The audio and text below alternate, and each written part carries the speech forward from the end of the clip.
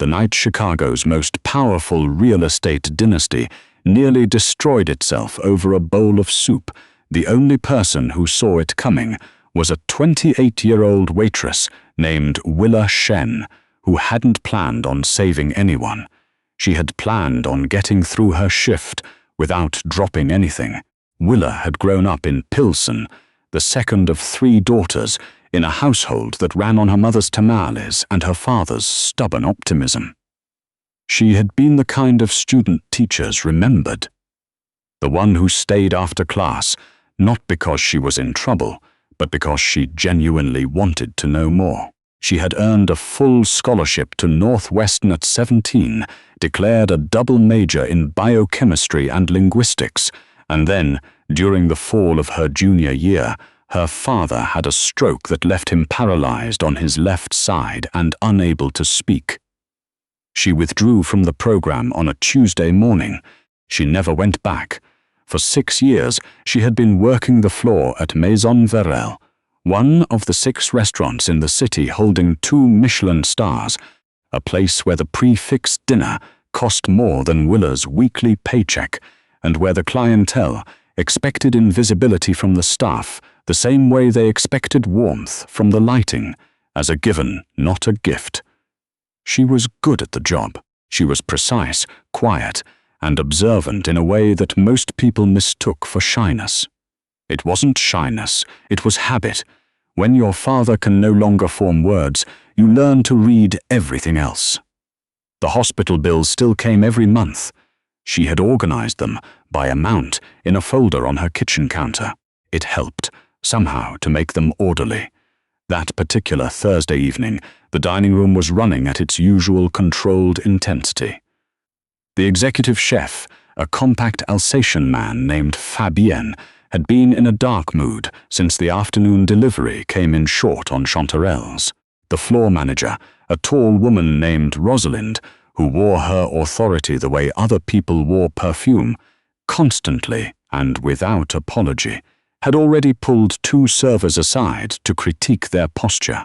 Willa had received her own quiet reprimand earlier for taking an extra 4 seconds to clear an amuse-bouche plate from table 7. "You're not furniture," Rosalind had said, which was Rosalind's version of encouragement. "Move like you have a purpose." Willa had nodded and moved. The reservation for the Alderton party had been flagged 3 days in advance. Not unusual. Flagged reservations were common at Maison Verrel. They indicated a guest whose preferences, allergies, or social prominence required additional attention. The Alderton flag had been placed by the reservation's manager with a single annotation, VIP, Conrad Alderton. Handle with care. Conrad Alderton was not a name that needed explanation in Chicago. At 58, he had spent 3 decades building Alderton Capital Group from a 2-desk office in Wicker Park into a real estate and development firm that had reshaped the city's skyline. His face appeared on the covers of business magazines with the regularity of a seasonal editorial. His divorce from his first wife, a soft-spoken woman named Patricia, had been covered by the Tribune like a minor natural disaster. His engagement to Simone Vautrel, a French-Canadian architect 19 years his younger, had been covered like a celebration.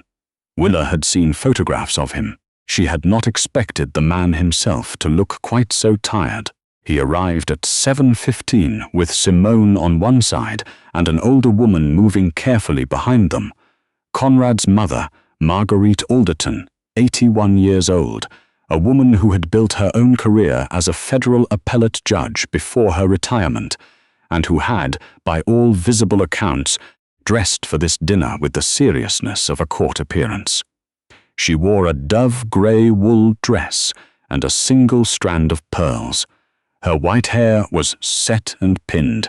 She carried herself the way people do when they have spent a lifetime being looked at and have decided they will control exactly what is seen.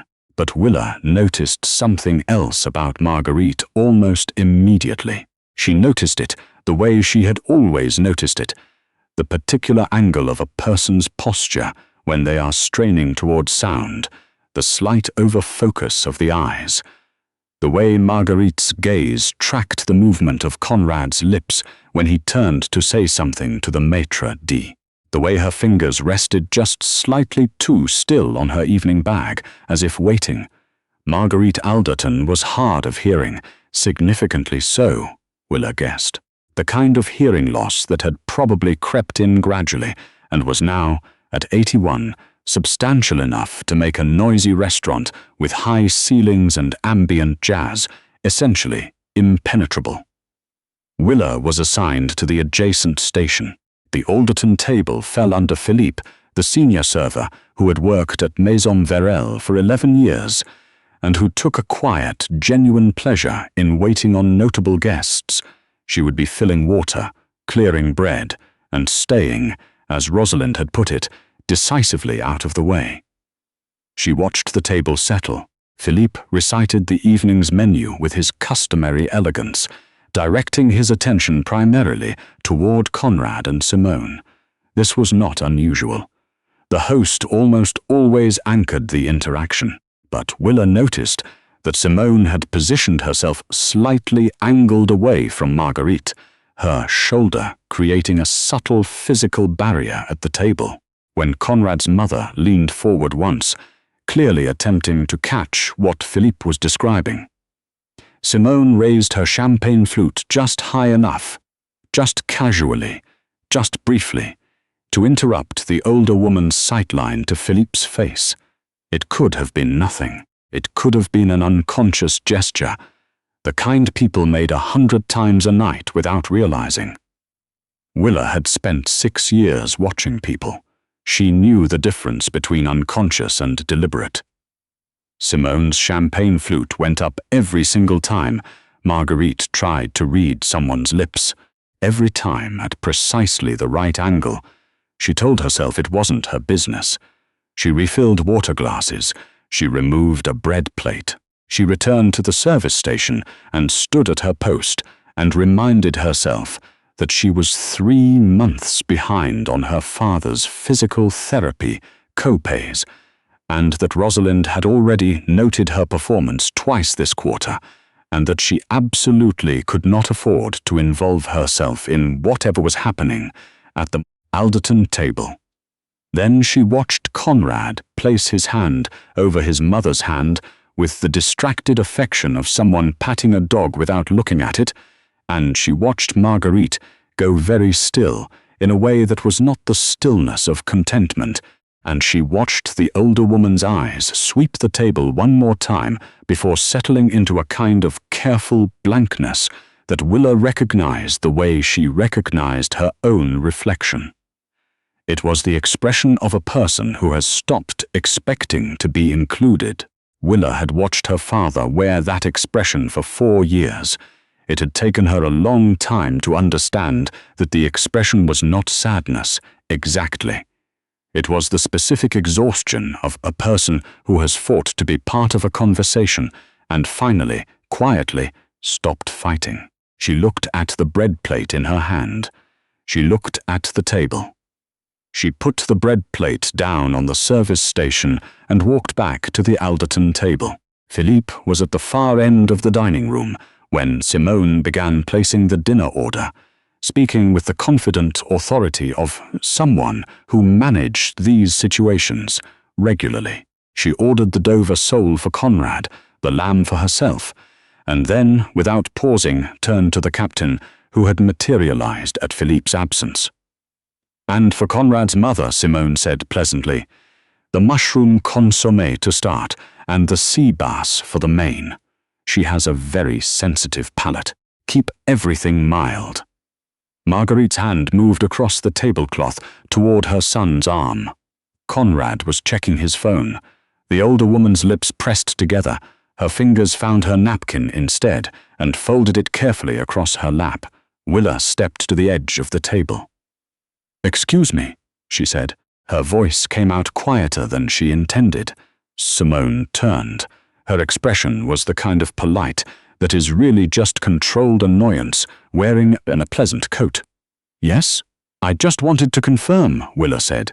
looking not at Simone but at Marguerite, whether Mrs. Alderton had any preferences for her entree. "We have several options that might be lovely, and I want to make sure she's happy with her choice." There was a silence of about 2 seconds that felt considerably longer. Conrad looked up from his phone. Simone's smile didn't change exactly, but something around her eyes did. "She's fine. I've ordered for her." "Thank you." "Of course," Willa said. She did not move. Instead, she turned fully toward Marguerite and, heart hammering so loudly, she was half convinced the table could hear it. She leaned forward slightly to ensure the older woman had a clear sightline to her face, and she spoke slowly, not with the exaggerated slowness of condescension, but with the deliberate clarity of someone who wanted to be understood. "Mrs. Alderton," she said, "can I bring you a menu? We have a few dishes tonight I think you'd really enjoy." For a moment, Marguerite simply looked at her. There was something in the older woman's face that shifted, a very small recalibration, a faint tightening around the eyes that was not suspicion, but something closer to the particular alertness of a person who has just realized, unexpectedly, that they have been seen. "How are you doing that?" Marguerite said quietly. It wasn't quite a question.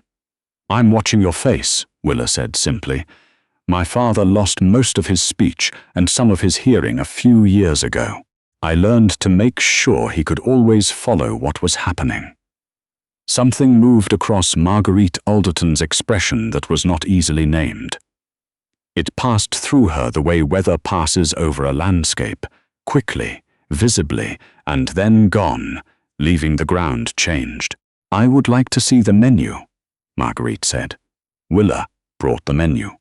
She stood at a slight angle so that the ambient light fell across her own face clearly, and she walked Marguerite through the evening's options slowly, describing textures and preparations in plain language, watching the older woman's face for comprehension the way she had watched her father's face across 1,000 kitchen table conversations. Marguerite ordered the roasted duck with the cherry reduction and the celeriac gratin on the side. She said sea bass, Simone said, her voice still pleasant but carrying an edge now, bright and thin as a wire. Mrs. Alderton ordered the duck, Willa said. She wrote it on her notepad. Her hand was steady. She was genuinely surprised by how steady it was. Conrad set his phone face down on the table for the first time all evening. He was looking at Willa with an expression she couldn't immediately pass. Not anger, not gratitude, something more like a man who has just heard a sound he couldn't identify and is trying to locate its source. "Is there a problem?" he asked. "No problem, Mr. Alderton," Willa said. "Your mother would prefer the duck. I just wanted to make sure we had the order correct." She excused herself and walked back to the service station, where she stood with her back to the room for approximately 4 seconds and breathed. Rosalind appeared at her elbow within 30 seconds. "What did you just do?" "Took the order," Willa said. "Philip has that table." Philip was across the room. Rosalind studied her with the evaluative gaze she applied to everything. "The Alderton woman looked at you like you'd just handed her something." "She did," Willa agreed. Rosalind said nothing further and walked away, which was either a good sign or a very controlled version of a bad one. The dinner progressed. Willa checked in on the Alderton table twice more, each time positioning herself so that Marguerite could follow the conversation without difficulty. The second time, she arrived to find the older woman sitting with her hands wrapped around her water glass, staring at the space between the table settings with the focused stillness of someone who is trying very hard not to react to something. Conrad and Simone were in a low, tight conversation, the kind of conversation that has corners in it. Marguerite looked up when Willa appeared, and something in the older woman's posture shifted, relaxed, slightly, in the specific way that happens when a person who has been managing alone suddenly has company. "The duck is excellent," Marguerite said. "I'm glad," Willa said. She refilled the water glass and turned to go. "She's been doing this since before the engagement," Marguerite said quietly. Willa went still, positioning herself, making sure I miss things. Marguerite's voice was precise, judicial. It was the voice of a woman who had spent 40 years in courtrooms and knew exactly how to state a fact. "I have moderate to severe bilateral hearing loss. I lost the upper ranges first. Then the restaurant frequencies. I can follow a one-on-one conversation if the person faces me and the room is quiet. In a room like this, I can manage about 30% of what's being said." Simone knows this. She knew it before she and Conrad became engaged. She is very careful to always position herself so that I get the 30% she chooses. Willa looked at Marguerite. The older woman was not crying. She was not trembling. She was stating facts. "What 30% is she choosing?" Willa asked. Marguerite's eyes met hers. "The 30% that makes me seem confused, disoriented. That makes it look to Conrad as though I am losing the thread of conversations I was never actually allowed to follow." The dining room felt very loud, suddenly, and also very far away. "Mr. Alderton doesn't know?" Willa asked. "Conrad knows I have hearing loss," Marguerite said. "He does not know how Simone uses it. He has been—" She paused, and for the first time something crossed her face that was close to pain. "Very busy. For a long time. He hired aides, he hired specialists, he made all the appropriate arrangements, and he left Simone to oversee them." She set down her fork with great precision. "The aides she hired have all, over the past 18 months, been replaced. The specialist she chose has a financial relationship with her architectural firm that I discovered by accident 3 months ago." "Why are you telling me this?" Willa asked. She genuinely wanted to know. Marguerite looked at her for a moment. "Because you are the first person in 8 months who has looked directly at my face when speaking to me," the older woman said. "And I am 81 years old. I have been a federal judge. I have handled proceedings involving fraud, collusion, and the systematic concealment of evidence. I am not confused, and I am running out of time to be quiet about it." The dessert course was 20 minutes away. Willa stood at the service station and thought about her father's folder of bills on the kitchen counter. She thought about the particular sound of Rosalind's voice when she was composing a termination. She thought about the apartment in Pilsen and the physical therapy co-pays, and the fact that she had exactly one professional reference outside of Maison Verelle, and that reference was a professor at Northwestern who probably didn't remember her name. She thought about her father sitting at the kitchen table for months after his stroke, reaching for words that didn't come, watching the faces of the people around him with a kind of desperate attention, waiting for someone to slow down enough to wait for him. She went back to the table. "Mr. Alderton," she said. Conrad looked up. He had the look of a man who had been arguing quietly and was grateful for an interruption, though he would never admit it. "I apologize for interrupting your dinner," Willa said, "but I think there's something you should know about your mother, and I think—" She paused because she had never done anything like this before, and her voice was threatening to go somewhere unreliable, and she steadied it. "I think she hasn't been able to tell you herself." Simone went very still. "What?" Conrad said. It was not really a question. It was the sound of a person bracing. "Your mother has significant hearing loss," Willa said. "Enough that in a room like this, she can only follow about a third of what's being said. And I've noticed tonight." She kept her voice level, factual, the way Marguerite had kept hers, "that the way your fiancée has been positioning herself at the table has consistently blocked your mother's ability to lip read. It has happened every time your mother has tried to follow the conversation." The silence that followed was the kind that has mass. That is an outrageous, Simone began. It's happened 7 times since you were seated, Willa said. She had counted. At 7:22, when Philippe was describing the tasting menu. At 7:34, when you were discussing the wine selection. At 7:51, when Mr. Alderton was speaking with... Stop, Conrad said. He wasn't looking at Willa. He was looking at his mother. Marguerite sat with her hands folded in her lap and her back precisely straight. She did not look vindicated. She looked like a woman who has been treading water for a very long time and has finally felt the ground. "Mum," Conrad said. The word came out differently than his others had, smaller, younger. Marguerite looked at her son. Then she said quietly and clearly, "There are papers in the folio Simone brought tonight. She told you it was the Meridian Project documents." Conrad's face changed. "It is not the Meridian Project documents," Marguerite said. "I read the tab when she set it on the entryway table this evening. It says Alderton Trust, Capacity Review." Simone's chair scraped back. "Sit down," Conrad said. His voice had changed. It was not loud, it was the opposite of loud. It was the voice of a man who builds things and has just realized something essential has been compromised at the foundation. Simone sat down. Her face had lost its performance. "The Meridian folio is in the side pocket," she said. "The capacity documents are a precaution, Conrad. Your mother has been... Tell me what a capacity review is," Conrad said, still in that same quiet voice. "It's a legal process for when someone's ability to manage their own.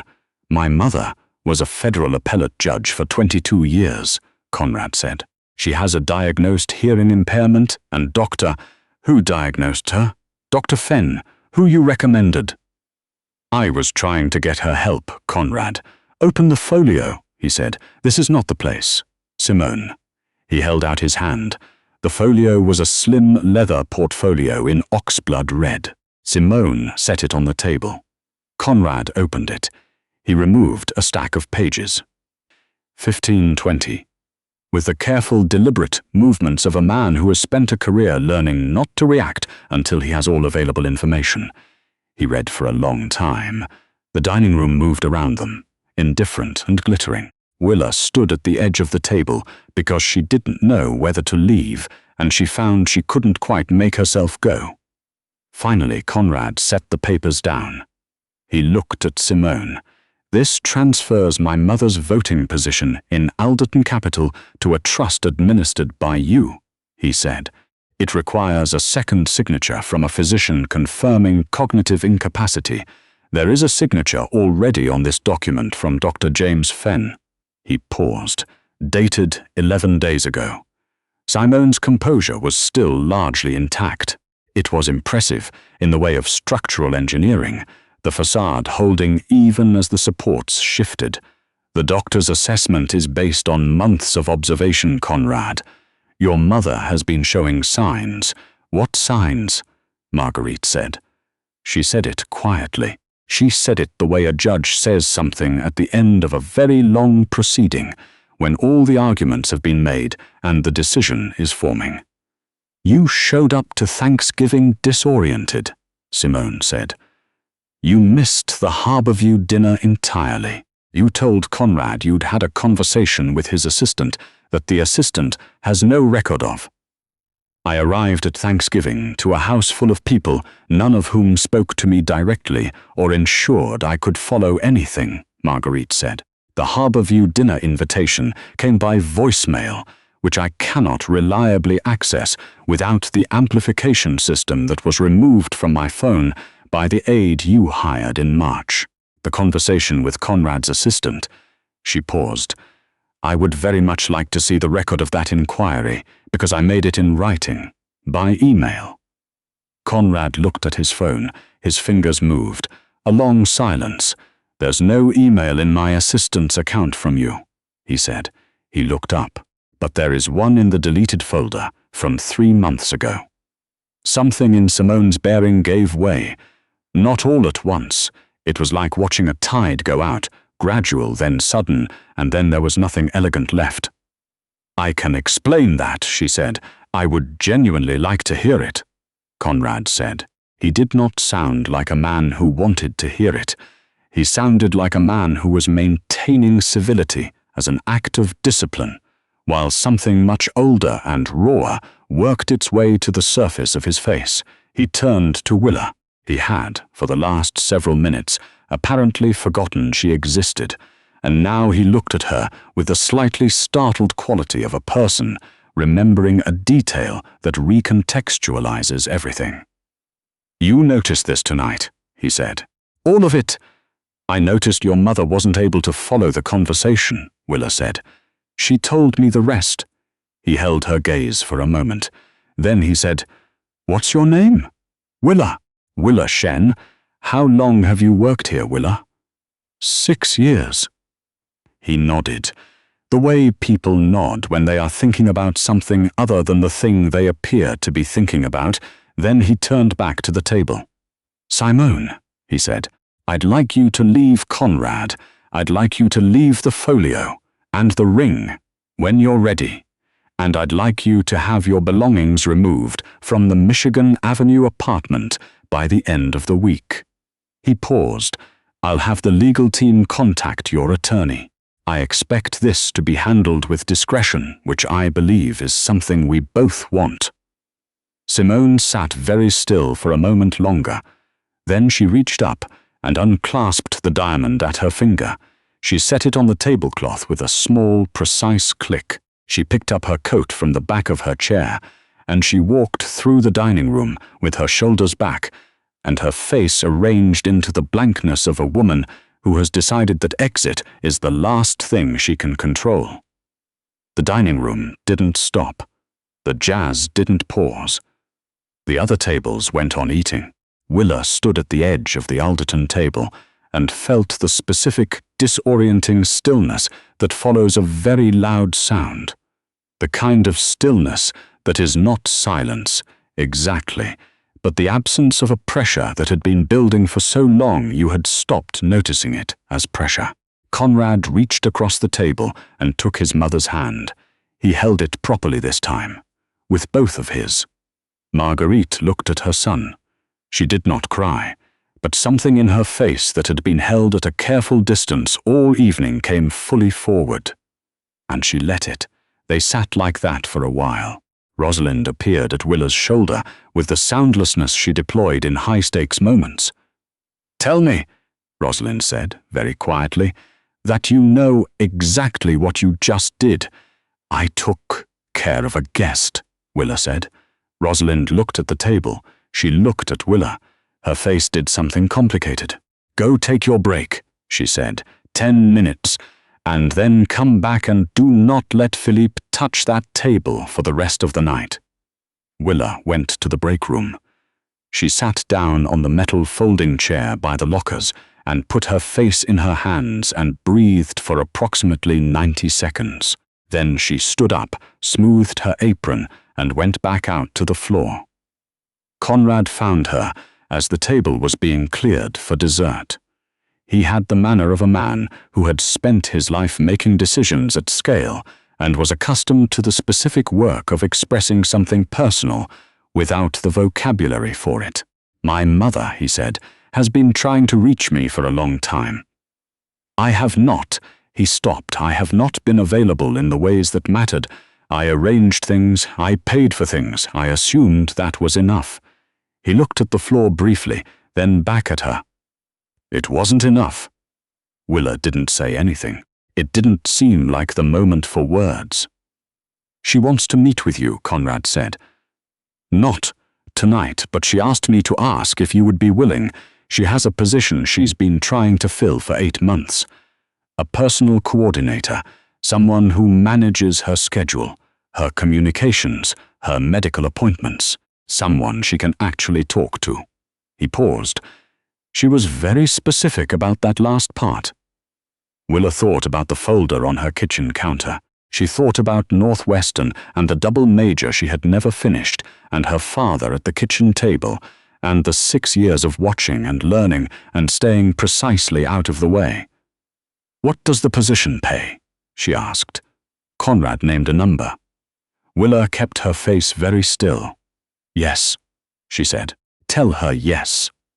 At the end of the night, she walked out of Maison Verel and stood on the sidewalk for a moment in the October cold, the city bright and indifferent around her, and thought about her father and how he had always said that the people who learned to listen in the hard seasons were the ones the world eventually stopped being able to ignore. She pulled out her phone and called home. When he picked up and made the sound that meant he was there, she said, "Dad, something happened tonight. I want to tell you about it." And then she told him every single word.